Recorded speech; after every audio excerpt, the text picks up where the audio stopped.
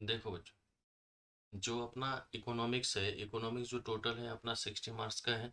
जो अपना इकोनॉमिक्स है टोटल 60 मार्क्स का है। इस 60 मार्क्स के अंतर्गत हमें 5 चैप्टर टोटल पढ़ने होते हैं। ठीक है, 5 चैप्टर है। 5 चैप्टर में ही हमारे कितने बेटा 60 मार्क्स हैं।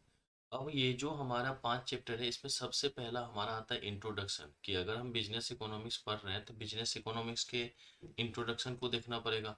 ठीक है, तो सबसे पहला जो हमारा टॉपिक होता है वो होता है बेटा इंट्रोडक्शन। इंट्रोडक्शन हमारा लगभग 7 से 10 नंबर का होता है, इसमें से आता है।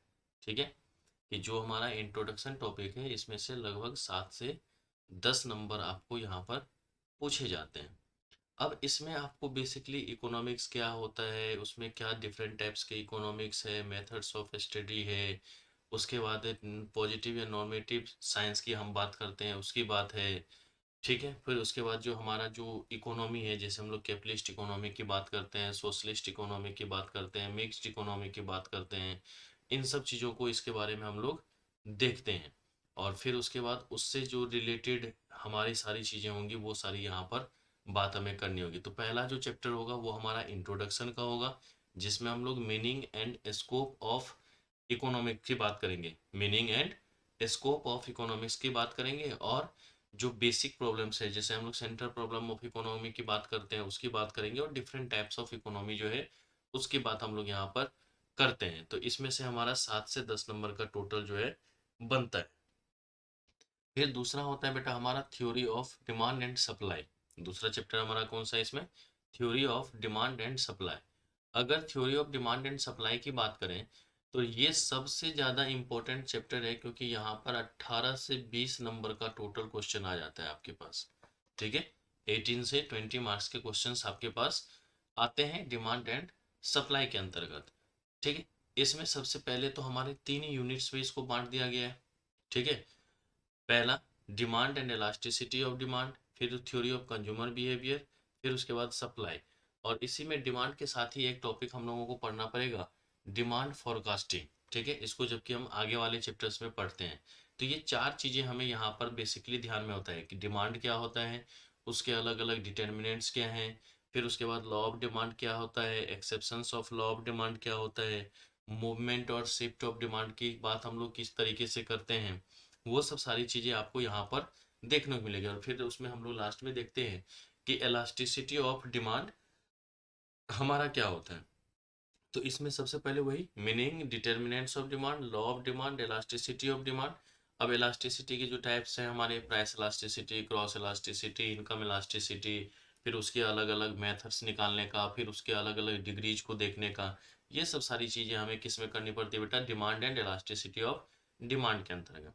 फिर दूसरा आता है theory of consumer behaviour. Theory of consumer behaviour में हम लोग अलग अलग तरह से देखते हैं। एक हमारा होता है कार्डिनल यूटिलिटी एनालिसिस, एक होता है हमारा ऑर्डिनल यूटिलिटी एनालिसिस, जिसको हम लोग मार्सेलियन अप्रोच या फिर इंडिफरेंस अप्रोच और जीआर हिक्स और एलन के द्वारा जो दिया गया अप्रोच वो हम लोग कहते हैं। तो इसमें हम लोग देखते हैं कि कंज्यूमर का सेटिस्फेक्शन लेवल किस तरीके से होता है, इंडिफरेंस की बात करते हैं, बजट लाइन की बात करते हैं हम लोग, इक्विलिब्रियम की बात करते हैं। तो ये सारी टॉपिक्स हमारे यहाँ पर कंज्यूमर बिहेवियर के अंतर्गत आ जाती हैं। फिर उसके बाद आता है बेटा meaning and determinants of supply, law of supply and elasticity of supply, कि जिस तरीके से डिमांड हुआ तो डिमांड और सप्लाई में जस्ट अपोजिट रिलेशन है। डिमांड और सप्लाई में जस्ट अपोजिट रिलेशन है। तो जैसे हम लोग डिमांड पढ़ा है उसका उल्टा करके हम लोग सप्लाई में पढ़ लेते हैं, और सप्लाई को उस अनुसार से हम लोग देखते हैं। तो इसमें भी हमें सप्लाई को देखना पड़ेगा, लॉ ऑफ सप्लाई को देखना पड़ेगा, डिटर्मिनेंट्स को देखना पड़ेगा, और इलास्टिसिटी को देखना पड़ेगा। और डिमांड से रिलेटेड हमारा क्या हो गया बेटा, डिमांड फॉरकास्टिंग की बढ़ाने के लिए क्या क्या उपाय हमें करना पड़ता है। फिर उसके बाद बात करते हैं हम लोग बेटा प्रोडक्शन एंड कॉस्ट। जो तीसरा चैप्टर हमारा होगा प्रोडक्शन एंड कॉस्ट। तो जो हमारा प्रोडक्शन और कॉस्ट है ये हमारा होता है बेटा 10 से 12 नंबर का टॉपिक। ये हमारा कितना है, 10 से 12 नंबर का। इसमें से हम लोग प्रोडक्शन के बारे में पढ़ेंगे, डिफरेंट फैक्टर्स के बारे में पढ़ेंगे, फॉर्म्स ऑफ प्रोडक्शन के बारे में पढ़ेंगे। उसके बाद जो लॉ ऑफ प्रोडक्शन है, short run production function, long run production function, उसकी बात करेंगे हम लोग यहाँ पर। अलग अलग स्टेजेस को उसके हम लोग यहाँ पर देखेंगे। फिर उसके बाद हम लोग बात करेंगे बेटा कॉस्ट कंसेप्ट की, कॉस्ट को भी देखेंगे हम लोग यहाँ पर। अलग अलग टाइप से कॉस्ट को देखेंगे, कॉस्ट कर्व को देखेंगे, उसके रिलेशंस को देखेंगे, वो सब सारी चीज़ें यहाँ पर हमारी देखने को मिलेगी। ठीक है, तो मीनिंग को देखेंगे, फैक्टर्स को देखेंगे, लॉ ऑफ प्रोडक्शंस को देखेंगे और कॉस्ट कंसेप्ट को यहाँ पर हम लोग देखते हैं। तो ये सब सारी चीज़ें हमारी किस में आ जाएगी बेटा, प्रोडक्शन एंड कॉस्ट में आ जाएगी। फिर उसके बाद आती है बेटा मार्केट। इसमें हम लोग अलग अलग टाइप्स के मार्केट को देखेंगे और ये भी हमारा 10 से 12 नंबर का टॉपिक है।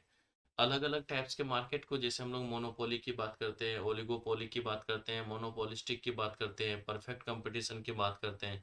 तो चारों तरीके के मार्केट को देखेंगे, है कि नहीं। उसमें किस तरीके से प्राइस का डिटर्मिनेशन होगा, किस तरीके से प्रॉफिट हम लोग निकालेंगे, किस तरीके से इक्विलिब्रियम प्राइस में चेंज होगा, वो सब सारी चीज़ें हमें यहाँ पर ध्यान में रखनी होती है मार्केट के अंतर्गत। ठीक है बेटा। और सबसे लास्ट में हमारा जो इकोनॉमिक्स में है वो हमारा बिजनेस साइकिल, जो कि हमारा 7 से 8 नंबर का टॉपिक है। बिजनेस साइकिल में हम लोग देखते हैं कि बिजनेस साइकिल होता क्या है, किस किस तरीके का इफेक्ट होता है, क्या उस पर फेजेज है और क्या उसके कॉजेज हैं, कि किस किस कारण से हम लोग बिजनेस साइकिल को पढ़ते हैं, क्या किस कारण से वो ऑपरेट होता है।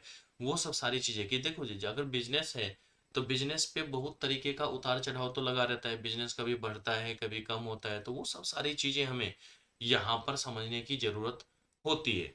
तो ये 5 टॉपिक हमें आपको इकोनॉमिक्स के अंतर्गत पढ़ना होता है। Introduction of business economics, introduction of business economics, theory of demand and supply, theory of production and cost, और उसके बाद मार्केट, और लास्ट में हमारा बिजनेस साइकिल। तो ये आपके टोटल 60 मार्क्स के टॉपिक हो जाते हैं इन इकोनॉमिक्स में। फिर उसके बाद आपका जो इसमें सेकेंड पार्ट है, जो दूसरा पार्ट इसमें बांटा गया है, वो है हमारा 40 मार्क्स। ठीक है, ये हमारा 40 मार्क्स का सेकेंड सेशन। अब देखिए, चूंकि है तो हमारा सारा का सारा ऑब्जेक्टिव, इकोनॉमिक्स भी और बीसीके भी, और इसमें जो सबसे बड़ी ध्यान रखने वाली बात है कि इसमें नेगेटिव मार्किंग भी होता है। इसमें क्या है हमारा बेटा, नेगेटिव मार्किंग भी होता है। और हमें टाइम भी मिलता है सिर्फ 2 घंटे का। बाकी पेपर जो भी है, आप चाहे अकाउंट्स हो आपका या लॉ हो, ठीक है, उसमें आपको मिलेंगे 3 घंटे। लेकिन ये जो चूंकि ऑब्जेक्टिव है ये है और मैथ्स है, तो इसमें आपको सिर्फ और सिर्फ 2 घंटे मिलेंगे। 2 घंटे में मल्टीपल चॉइस क्वेश्चन है, एमसीक्यू बेस्ड है, कि 4 ऑप्शन दिया होगा, किसी एक ऑप्शन को आपको क्या करना है, उसमें सही करना है। तो वो चीजें आपको यहाँ पर ध्यान में रखना है। तो इसमें सबसे पहले हम लोग देखेंगे बेटा इंट्रोडक्शन में हम लोग नेचर ऑफ बिजनेस की बात करते हैं, प्रोफेशन और एम्प्लॉयमेंट, कि भाई क्या क्या इसमें तरीका है, कि बिजनेस की बात करें, प्रोफेशन की या एम्प्लॉयमेंट की, ह्यूमन एक्टिविटीज वगैरह की बात हम लोग करते हैं, ऑब्जेक्टिव की बात करते हैं, फॉर्म्स ऑफ बिजनेस ऑर्गेनाइजेशंस की बात करते हैं, जैसे एचयूएफ की बात करें हम लोग, सोल प्रोप्राइटर की बात करें हम लोग, है कि नहीं, पार्टनरशिप की बात करें हम लोग, या कंपनी की बात करें, तो उन सब चीज़ों को यहाँ पर हमें ध्यान में रख करके चलना पड़ता है बिजनेस ऑर्गेनाइजेशन के अंतर्गत, ठीक, sorry, business and commercial knowledge के इंट्रोडक्शन के अंतर्गत। कि सबसे पहले अगर हम लोग देखेंगे तो इंट्रोडक्शन के दे, तो ये हमारा बेटा 7 से 8 नंबर का टॉपिक बनता है हमारा, कि जो इंट्रोडक्शन है वो 7 to 8 मार्क्स का क्वेश्चन है। फिर दूसरा होता है बेटा हमारा बिजनेस इन्वायरमेंट। बेटा ये एज इट इज आपका जो 12th का बीएसटी है ना, वो बीएसटी का पार्ट से बेटा, ठीक है, एज इट इज वही चैप्टर है जो आप लोग वहां पर भी देखे होंगे, कि इन्वायरमेंटल इफेक्ट क्या क्या हमारे पास होता है, किस किस तरीके से देखते हैं, कि माइक्रो चेंजेज है या मैक्रो चेंजेज है, उन चीज़ों को हम लोग देखते हैं। एक्सटर्नल है या इंटरनल इफेक्ट की बात करते हैं, उन सब चीज़ों को हम लोग देखते हैं, उसके एलिमेंट्स को देखते हैं हम लोग। तो वो सब सारी चीज़ें हम लोगों को यहाँ पर ध्यान में रख करके चलना है, कि जैसे हम लोग इंटरनल इफेक्ट की बात करते हैं, इंटरनल इन्वायरमेंट की बात करते हैं, एक्सटर्नल इन्वायरमेंट की बात करते हैं, एक्सटर्नल में भी माइक्रो और मैक्रो की बात करते हैं, माइक्रो में हम लोग कॉमिक्स की बात करते हैं, मैक्रो में हम लोग पेस्टलजी की बात करते हैं। तो वो सब सारी चीज़ें हमें यहाँ पर बिजनेस इन्वायरमेंट के अंतर्गत ध्यान में रखना है। और ये हमारा लगभग 10 से 12 नंबर का टॉपिक हो जाता है, सबसे इम्पोर्टेंट टॉपिक हमारा यही है। फिर उसके बाद बेटा तीसरा चैप्टर बिजनेस ऑर्गेनाइजेशन, इसको ना ज़्यादा आपको पढ़ाने की जरूरत नहीं होती है। इसमें ना सिर्फ आपको नोट्स दिया जाएगा, जिसमें अलग अलग कंपनियों के बारे में दे रखा होगा कि उसके सीईओ कौन है, कब एस्टेब्लिश हुआ था, क्या उसका रैंकिंग चल रहा है, वो सब सारी चीज़ें यहाँ पर। तो हमें यहाँ पर इंडियन और ग्लोबल कंपनीज के बारे में कुछ ओवरव्यू को यहाँ पर देखने की ज़रूरत होती है, और उसमें से ज़्यादा नहीं, 3 से 4 नंबर का हमारे पास टॉपिक आता है। ठीक है। फिर उसके बाद हमारा जो चौथा चैप्टर है बेटा, वो है government policies for business growth. क्या है बेटा, government policies for business growth. हम सभी जानते हैं कि गवर्नमेंट जो है अलग अलग पॉलिसी तैयार करती है, अलग अलग पॉलिसी बनाती है ताकि हमारा ग्रोथ हो। और ये आप लोग मैक्रो इकोनॉमिक्स में इससे पहले भी पढ़ चुके होंगे, ठीक है, कि जो 11th 12th का मैक्रो इकोनॉमिक्स है वहां पर आप लोग इसको पढ़ चुके होंगे। तो उसको भी यहाँ पर हम लोग बेसिकली ध्यान में रखेंगे, ठीक है, कि एलपीजी वगैरह की बात करते हैं। जिस तरह 1991 में जब हमारा क्राइसिस की बात हुई थी तो उस टाइम में कैसे कैसे क्या चेंजेज हुए थे, इन सब चीज़ों को यहाँ पर फिर हम लोग देखते हैं, ठीक है बेटा। तो गवर्नमेंट पॉलिसीज को भी हम लोग देखेंगे यहाँ पर, है कि नहीं, ताकि हमारा किस तरीके से बिजनेस ग्रोथ हो नहीं होगा, वो सब सारी चीज़ें हम लोग यहाँ पर ध्यान में रखेंगे। ये भी हमारा बेटा 3 से 4 नंबर का टॉपिक हमारा आता है। फिर उसके बाद आता है बेटा ऑर्गेनाइजेशन फैसिलिटिंग बिजनेस, कि भाई अगर मान लीजिए कि आईआरबी की बात करते हैं, आईडीबी की बात करते हैं, कि जो इंडियन रेगुलेटरी बॉडीज है उसकी बात करते हैं, जैसे आरबीआई हो गया, सेबी हो गया, सीसीआई हो गया, आईआरडीआई हो गया, या फिर इंडियन डेवलपमेंट बैंक की बात करते हैं हम लोग, नाबार्ड वगैरह की बात करते हैं जो एग्रीकल्चर के लिए होता है। तो इन सब चीज़ों का कि किस तरीके से वो हमारे बिजनेस को ऑर्गेनाइज करता है, किस तरीके से वो बिजनेस के लिए सारी चीज़ें प्रोवाइड करता है, वो सब चीज़ें हम लोग यहाँ पर बेसिकली ध्यान में रखेंगे। वो सब चीज़ें हम लोग बेसिकली यहाँ पर ध्यान में रखेंगे, उन सब चीज़ों को यहाँ पर एक्सप्लेन करके देखेंगे। तो ये टॉपिक जो हमारा होता है बेटा, ये 7 से 8 नंबर का टॉपिक हमारा है। ये हमारा कितना है बेटा, 7 to 8 मार्क्स का टॉपिक है। तो इसको भी हमें यहाँ पर बार बार देखने की ज़रूरत होती है। और फिर है उसके बाद बेटा सबसे लास्ट में कॉमन टर्मोलॉजीज। इसमें हम लोग अलग अलग इफेक्ट की बात करेंगे हम लोग, जैसे finance and stock and commodity markets की बात करेंगे, मार्केटिंग टर्मिनोलॉजी की बात करेंगे, बैंकिंग टर्मिनोलॉजी की बात करेंगे, अदर बिजनेस टर्मिनोलॉजी की बात करेंगे।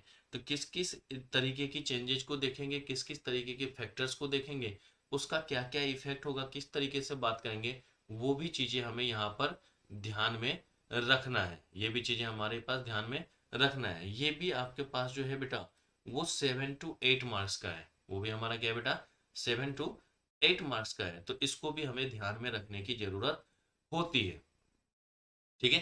तो ये सब अगर देखोगे तो ये टोटल अपना जो है बेटा 40 मार्क्स का टोटल टॉपिक यहाँ पर होता है, ठीक है।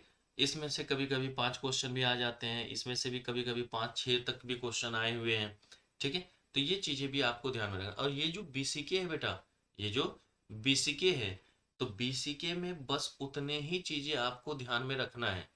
बीसीके में उतना ही चीजें ध्यान में रखा है जो मैं आपको पढ़ाऊं और जितना नोट करवाऊं, जितना नोट करवा दूंगा उसके अलावा एक भी शब्द आपको पढ़ने की आवश्यकता नहीं है। उससे बाहर आपका कोई भी टॉपिक नहीं जाएगा, क्योंकि देखिए बुक में बहुत सारी चीजें दी देखिए जिसका कोई भी काम नहीं है हमारे पास, ठीक है। तो जितना पढ़ाया जाएगा सिर्फ और सिर्फ उसी को देखेंगे तो उसी में आपको काम हो जाएगा, ठीक है। तो 6 टॉपिक्स यहाँ पर हो गए और 5 हमारा इकोनॉमिक्स में, तो टोटल यही 11 टॉपिक्स हैं जो कि आपको इको और बीसीके के अंतर्गत टोटल आपको कवर अप करना है। इससे ज़्यादा आपके पास कुछ भी नहीं है।